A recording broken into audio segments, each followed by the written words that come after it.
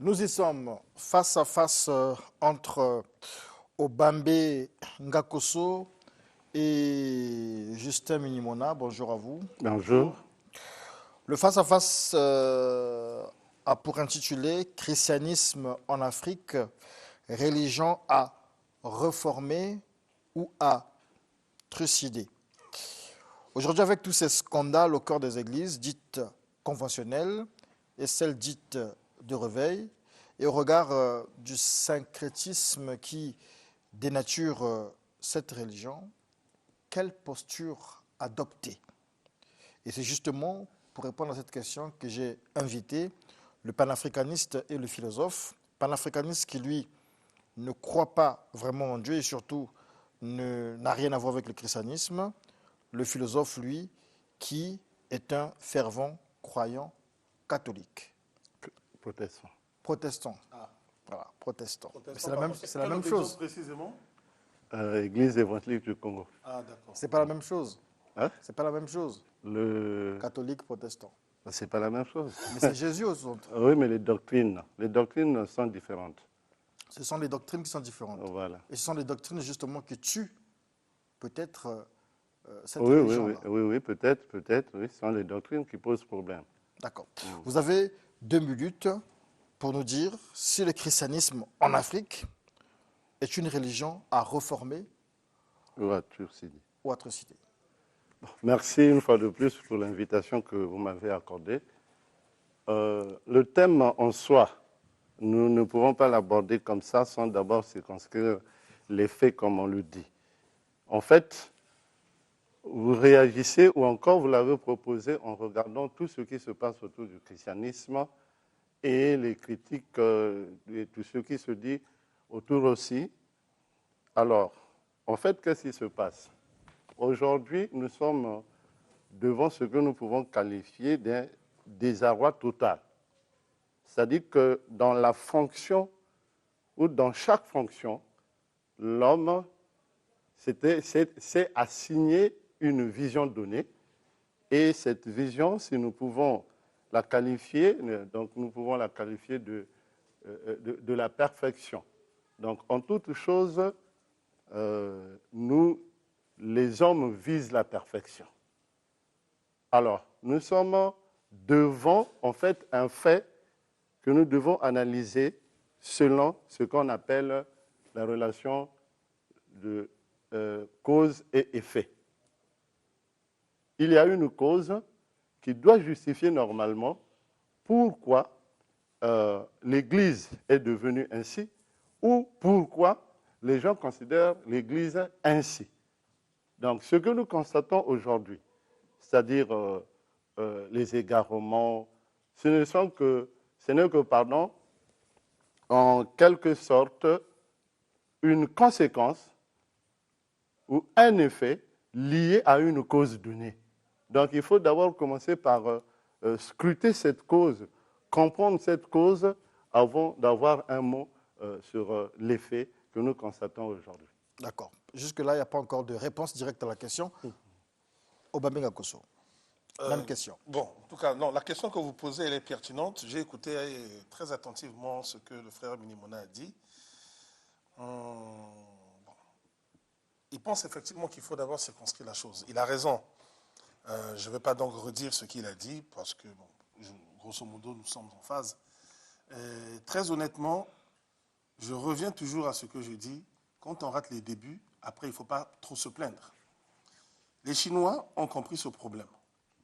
Au lieu de trucider l'Église, les Chinois sont en train de se battre pour avoir un clergé chrétien qui obéira au Parti communiste, au lieu d'obéir au Vatican ou à une obédience qui viendrait d'ailleurs. Mon frère en face est protestant. Les protestants sont, entre griffes, les enfants de Martin Luther. Martin Luther avait compris certaines choses. Il s'est retrouvé en porte-à-faux avec l'Église catholique. Il est parti, il a fondé un très grand mouvement qui a pris de l'essor à travers le monde. Et s'il fallait choisir, je dis bien s'il fallait choisir, je me sentirais plus proche, grosso modo, des protestants que des catholiques et de tout ce qu'on appelle l'Église du sommeil qui vient par la suite. Trucider, la question, elle est très délicate. Aujourd'hui, si on veut trucider, on va écarter une partie de notre peuple. Les panafricanistes, nous pensons que nous avons besoin de tout le monde. Ça va vous surprendre. On a besoin des musulmans, on a besoin des chrétiens, etc., etc. Donc on ne peut pas trucider. Parce que ça, c'est encore créer une guerre en interne. Réformer, pourquoi pas? Mais au lieu de chercher à réformer ou à trucider, il y a une troisième voie qui est la voie de la fermeté. Chacun est libre de croire en ce qu'il veut, chacun est libre de pratiquer en ce qu'il veut, mais au-dessus, il doit avoir la loi qui doit frapper. Les nuisances sonores, les escrocs, les pasteurs violeurs, etc., etc. La plus grande défermeté. Et surtout, proposer des alternatives. Au Bénin, qu'est-ce qu'ils ont fait? Ils ont créé la fête du vaudou. D'accord. Voilà. Oui, donc je disais, il fallait d'abord circonscrire la cause. Et pour venir directement à votre question, réformer ou trucider, en fait, sur les deux, moi je ne m'engage en rien. On ne peut pas réformer, on ne peut pas aussi trucider. Pourquoi? Il faut, comme je l'ai dit tout à l'heure, le problème c'est quoi? C'est l'homme qui est déçu par rapport à ce qui se passe au niveau du christianisme. Alors, la déception là, il faut d'abord la circonscrire, c'est-à-dire rechercher pourquoi on est déçu. C'est le fait que, comme je venais de le dire, en fait, on est déçu parce que nous avions en nous l'idée de la perfection en toutes choses. L'homme, ici où nous sommes à la télévision, vous avez des principes qui régissent votre fonction. Mais il arrive que dans cette fonction-là, il y a ceux-là qui ne répondent pas aux principes élaborés. Lorsque vous allez à l'enseignement, c'est la même chose. On dit par exemple qu'un enseignant ne peut pas sortir avec une élève et vice-versa. Mais quand vous êtes là, il y a des enseignants qui sortent avec les élèves et il y a des élèves qui écrivent aux enseignants. S'il faut peut-être parler de ça, moi-même, je peux vous donner beaucoup d'exemples sur des filles, même au collège, quand j'enseignais en français au collège, des filles qui m'écrivaient des lettres pour dire « Monsieur, moi je suis amoureuse de toi, de ceci, de ça ». Donc, en fait, le problème, c'est parce que nous vivons avec l'idée de la perfection.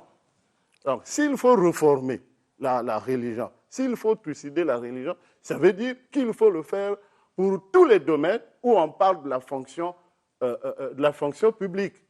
Parce que le chrétien, ou encore celui qu'on accuse beaucoup plus, c'est l'ecclésiastique, mais l'ecclésiastique, en fait, est devant une fonction. C'est ça que nous ne comprenons pas. Moi, je suis enseignant. L'ecclésiastique, à César, ce qui est à sa César, fonction. c'est une phrase que les religieux aiment bien. Et puis la religion a justement pour objectif de nous amener à la perfection. Et donc la religion ou les religieux devraient être un modèle. On continue. Oui, non, mais alors, ce qu'il dit est très intéressant. Alors là, vraiment, c'est dommage, je n'ai que 2 minutes. Monsieur Minimona, vous êtes, je répète, entre griffes des enfants de Martin Luther. C'est la réforme. Oui, oui. Ça, c'est d'une part. La Bible et le Coran ont été changés. Ce n'est pas moi qui le dis, c'est l'histoire, c'est la science qui le dit. Quand vous prenez le Cantique des Cantiques, que les gens adorent, il est écrit « Je suis noir, mais je suis belle ». La langue française nous donne beaucoup de codes. « Je suis noir, mais je suis belle ». À l'origine, c'est « Je suis noir et je suis belle ». Mais ces gens, estimant que la couleur noire, donc la nôtre, ne pouvant pas aller avec la beauté, il fallait enlever le « et » pour mettre le « mais ». À l'origine, il n'y a pas 4 évangiles, il y en a plus de 30. À l'origine, l'islam demandait 50 prières par jour. À l'origine. De 50, ils sont passés à 5. À l'origine, les musulmans avaient le droit de prier dans la langue de leur choix. Un beau jour, ce monsieur appelé prophète dit « La prière doit se faire en arabe ». Toutes les religions ont toujours subi des réformes. Je n'ai pas voulu au départ m'engager sur le chemin de la réforme parce que j'estime que la réforme engage ceux qui sont dans la pratique. Donc, la hiérarchie catholique, la hiérarchie, etc., etc. Mais, vu que vous avez répondu 2 fois, je me permets de m'engouffrer dans cette brèche. Donc, vous les chrétiens, vous avez la possibilité de vous réformer. Mais la balle est dans votre camp, en fait, si on veut le dire. Mais la réforme a toujours existé. Alors, ça, c'est d'une part. Oui, les gens pensent que la perfection, il faut arrêter, la perfection n'est pas de ce monde. Voilà pourquoi je vous ai dit, il y a la loi qui est au-dessus. J'ai un jeune qui est en Chine, il me dit, mais Yaya, les Chinois ne sont pas extraordinaires. Mais ce qui fait la différence entre eux et nous, c'est qu'au-dessus, il y a la loi. Le Chinois a peur de la loi. Mais pourquoi vous avez des enseignants qui n'hésitent pas à transgresser ce code en allant vers les filles? C'est parce que la loi ne frappe pas. Et c'est d'une banalité affligeante. On a un prof qui sort avec une fille, le papa accepte, etc., etc. Merci beaucoup. Réforme, réformer, autricidé. Nous en discutons justement autour du christianisme avec le philosophe Justin Minimona et le panafricaniste Obambe Ngakoso. Est-ce qu'avec ce syncrétisme qui naît depuis un moment dans le christianisme, parce qu'il y a un mélange, la tropicalisation du christianisme, d'une part, ne devrait pas ramener, nous pousser quand même à réfléchir sur des évidentes réformes. D'autre part, est-ce que les scandales sexuels, la prise en otage des âmes, peut-être pas des âmes, de l'homme dans les églises, dans ces enclos, avec abus de pouvoir, avec ces églises qui se sont transformées désormais en entreprises, est-ce qu'il ne faudrait pas justement aller vers ce qu'on nous appelait la destruction carrément de l'Église, l'anéantissement de l'Église? Ok. En fait, comme vous savez, on dit ceci, il faut savoir attaquer celui que vous voulez attaquer. Ici, là, nous avons l'Église. L'Église, c'est une institution large. Vous avez les fidèles, vous avez les ecclésiastiques. Et moi, je pense que la critique se fait à l'égard des ecclésiastiques. Ce n'est pas à l'égard de toute la religion chrétienne. C'est-à-dire, ce qu'on cible là, ceux qui commettent ces erreurs-là, ce ne sont pas aujourd'hui, on ne regarde pas les chrétiens dans leur ensemble. C'est la tête. On regarde la tête. Sans tête, il n'y a pas de corps. Voilà. Donc, Voilà pourquoi, en fait, je dis il faut bien circonscrire cette situation. Reformer, on va reformer donc toute l'Église. Or, ce n'est pas toute l'Église qui est en faute. C'est la tête, donc il faut peut-être revoir. Couper la tête. Voilà, couper la tête, effectivement, parce que, regardez. Donc, vous regardez. C'est lui qui le dit. Regardez, dans l'Ancien Testament, hein, entre Élie et Samuel, donc quand Dieu constate que les enfants d'Élie se comportaient mal, il va vers Samuel et dit, va dire à Élie. Et quand il dit à Élie, Élie dit, ah, mais moi je veux faire quoi? C'est lui le maître. Dieu avait dit, bon, écoute, hein, comme c'est comme ça, il avait coupé la tête et il avait placé Samuel. Après, Samuel connaîtra aussi la même chose. Quand il est là, ses enfants vont beaucoup blasphémer, violer les filles, manger les viandes offertes en sacrifice. En ce moment-là, Dieu va même autoriser à Samuel d'accepter la vision des Israélites qui voulaient Saul comme roi. Donc, on n'avait pas dit, bon, écoutez, on change la croyance, on change la forme, mais c'est la tête. Donc, parce que ici, c'est la tête qui pose problème. Quand vous dites tête, c'est la fin, sans parole. Alors, quand vous dites c'est la tête, qu'est-ce que vous proposez? Bon, parlons de la tête. Pratiquement, oui. Voilà, donc nous allons partir élément par élément. Parlons de la tête, ce ne sont pas aussi tous les ecclésiastiques qui se comportent mal. Donc, il y a ceux-là qui agissent en bien et il y a d'autres qui agissent en mal. En ce moment-là, qu'est-ce qu'il faut faire? Il faut faire appel à la loi. Qu'est-ce que la loi dit? Toute institution repose sur la loi, la norme. Nous, en philosophie, nous disons que la loi est le ciment du peuple, donc, ou d'une société. Sans loi, il n'y a pas de vie sociale. Donc, toute institution ou tout organe... C'est son temps de parole.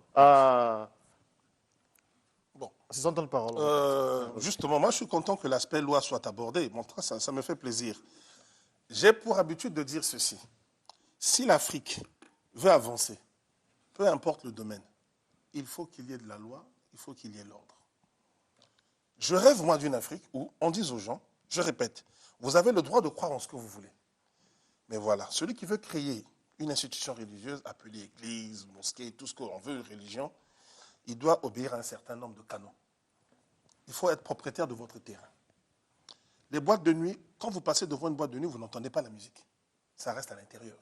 Il n'y a pas de raison que ces gens qui prient leur Jésus polluent la vie des autres. Ça aussi, quand on appelle la police va nous dire, il faut d'habitude de déplacement. La loi, la loi, la loi. Je continue. Les fidèles ont l'habitude de donner quelque chose. Dîmes, offrandes, etc., etc. On se connaît, on sait où va cet argent.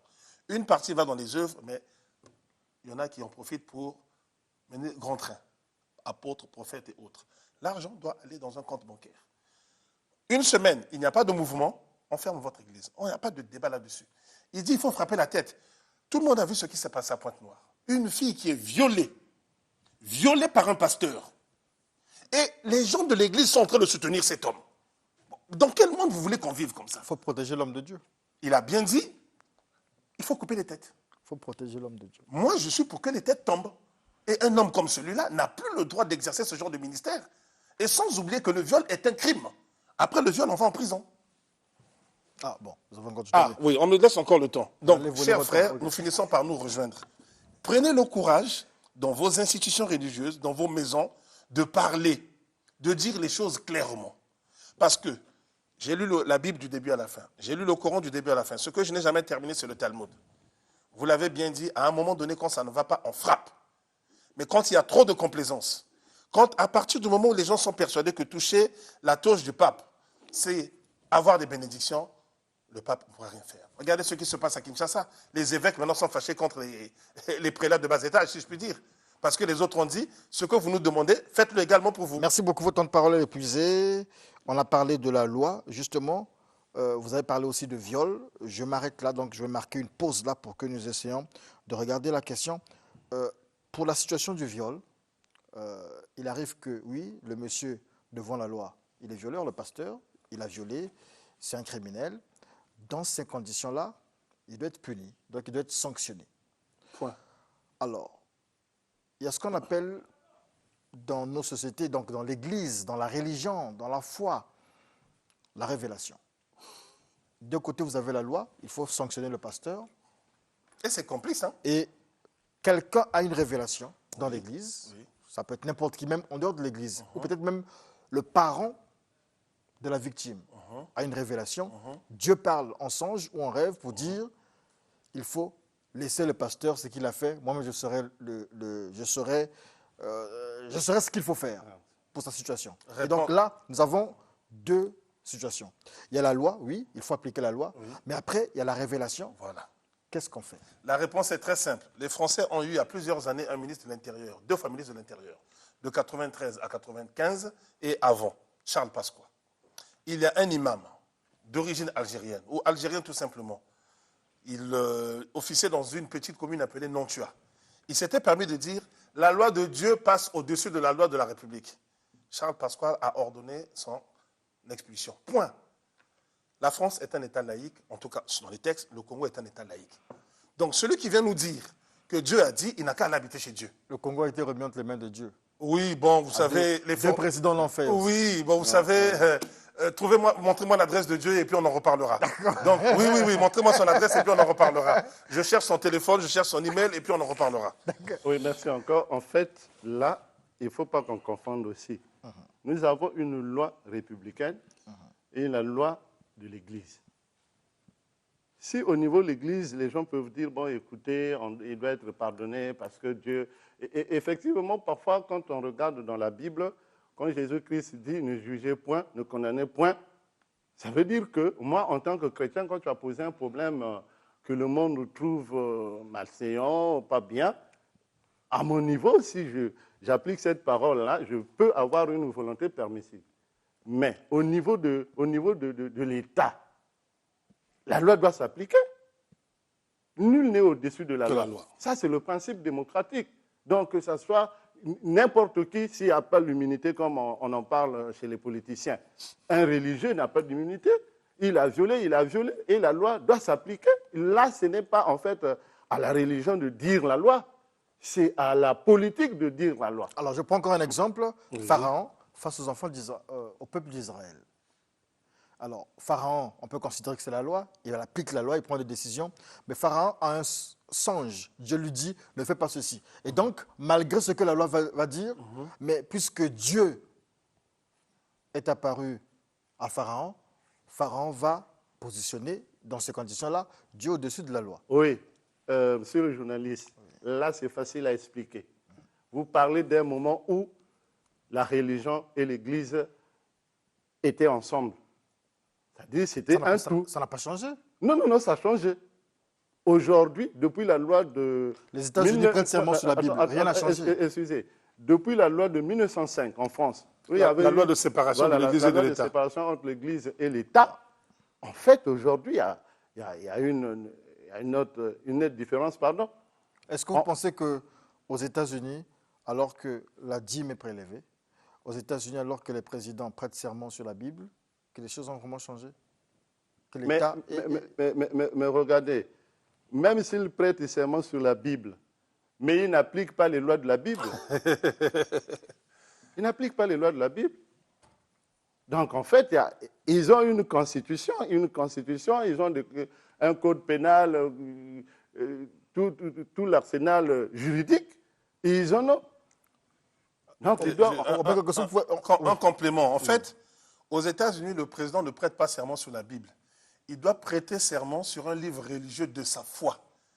Si jamais un musulman, ce qui est quasiment impossible, était élu président des États-Unis, il prêterait serment sur le Coran. C'est la religion de toute façon. Voilà, donc c'est sa religion, c'est pas sur la Bible en fait. Voilà. Okay. Mais en fait, justement, c'était pour répondre un peu à Justin Minimona. Alors, ça n'a pas réellement changé puisque l'État et la religion, ou l'État et l'Église... Vous avez parlé de Pharaon et du songe. Personnellement, je n'y crois pas.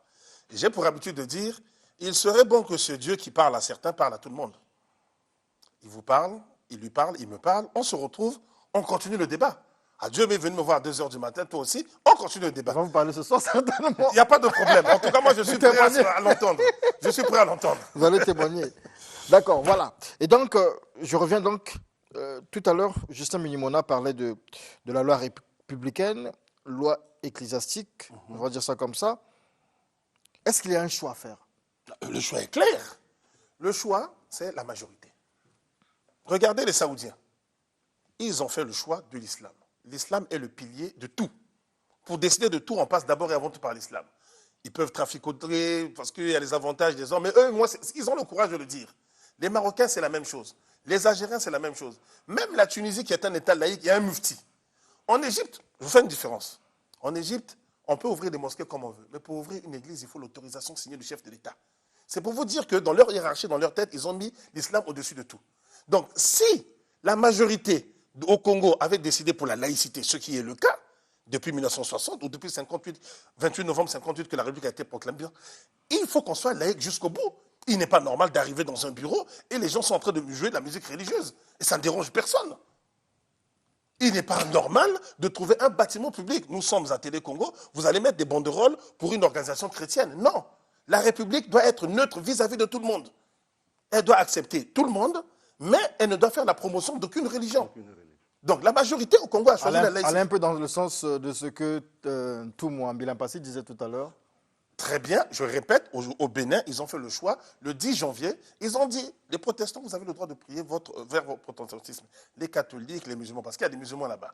Mais, sachant qu'originellement, nous avions le vaudou, avant que les envahisseurs barbares n'arrivent, donc les Arabes d'un côté et les Européens de l'autre, nous avions le vaudou. Donc le 10 janvier, c'est une journée fériée au Bénin, et ils célèbrent leur vaudou. Alors, il faudrait y arriver en Afrique. Nous sommes à la fin de ce face-à-face, donc on revient au sujet. Christianisme en Afrique, religion à reformer ou à trucider. Vous avez une minute pour revenir au sujet et nous dire, au-delà de ce que vous avez dit, ou en complément de ce que vous avez dit, qu'est-ce qu'on retient? En fait, moi, je voudrais d'abord profiter par rapport à ce que vous avez dit sur la loi laïque et la loi républicaine s'il a un choix à faire. Il faut constater cela comme ceci. Le Vatican avait comme politique de protéger les ecclésiastiques par rapport à sa loi. Mais aujourd'hui, quand ils ont constaté qu'il y a trop de bévues au niveau des ecclésiastiques, ils les ont livrés à la loi républicaine. Aujourd'hui, en France, tu peux être poursuivi après avoir fait quelque chose. D'accord. J'insisterai toujours sur le respect de la loi. Voilà pourquoi j'ai dit, je l'ai déjà dit ici et ailleurs, les cours de droit, il n'est pas normal que ça soit réservé à l'université ou dans les lycées techniques. Voilà. Il serait bon que dès le primaire, à dose homéopathique, les droits, on doit connaître nos droits. C'est-à-dire que quand je rentre chez moi le soir, j'ai besoin de calme. Je n'ai pas besoin d'entendre mon voisin crier. Et que quand si par extraordinaire, je confie ma fille à une église pendant que moi, je fais, je sais pas moi, un meeting politique, je vais danser en boîte de nuit, mais j'aimerais que ça soit un lieu de confiance. D'accord. Et non pas un monsieur qui abuse de ma On femme. continue sur la loi, mais en fait, moi, je veux réformer Autricidé. Telles que les choses sont présentées, que les chrétiens fassent leurs réformes, que les États s'occupent du reste. Mais vous, qu'est-ce que vous en pensez? Moi Ah, mais moi j'ai été clair. Moi, je vous ai toujours dit que ce sont les religions du désordre. Ma position est connue. À reformer Autricidé, même si vous dites que vous n'avez pas d'opposition. En fait, On retient ça. on ne peut rien faire parce que le dire pour la religion, c'est le dire aussi pour toutes les autres fonctions. Même l'État, ici, partout là. Il faut Merci le dire beaucoup à monsieur Justin Binimona. Merci beaucoup à monsieur Obambenga Kosso. Vous pouvez vous saluer aussi. Bien sûr, bien sûr. C'est bien la sûr. fin du face-à-face. Voilà, du choc des idées. J'ai eu la lumière. Nous l'espérons. Mais retenons ceci. Après l'entretien avec l'apôtre Serge Bidio, qui devrait partir en fait, quitter le Congo demain, sinon ce soir ou demain. Finalement, je pense qu'il ne partira pas. Il va rester parce que le président Youssouf Ngolo l'a appelé. Ils ont eu un mini face-à-face au téléphone. C'était chaud. C'était chaud. Et donc, nous sommes en train de voir comment faire un face-à-face, un enregistrement, mettre un face-à-face en boîte entre Youssouf Ngolo, président du Conseil islamique du Congo, et Serge Bidio, apôtre qui ne jure qu'au nom de Kakou Philippe. Je vous épargne les détails de ce qu'ils se sont dit au téléphone. C'était violent. Je réserve mon vin de palme pour Youssouf Ngolo. Non, peut-être pas violent, mais virulent. Virulent. Merci beaucoup. Ok. Et merci à tous ceux qui ont permis la réalisation de cette émission aujourd'hui. Merci à l'équipe technique. Merci au peuple sud 210. Merci à vous tous.